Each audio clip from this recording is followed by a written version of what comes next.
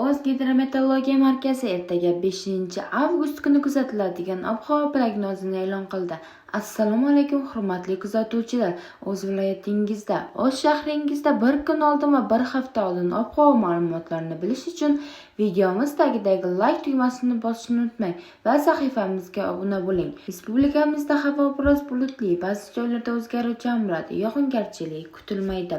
Kunduzi yog'ingarchilik kutilmaydi. Shamol sharqdan sekundiga 7-12 metr tezlikda esadi. Ba'zi joylarda 13-18 metr tezlikgacha kuchayadi. Ayrim joylarda chang to'zonlar bilan kuzatiladi. Harorat 33-38 darajada issiqlikda.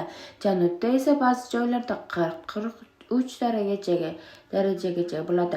Tog'li hududlarning ayrim joylarida qisqa muddatli yomg'ir yog'ishi momaqaldiroq kuzatilishi mumkin.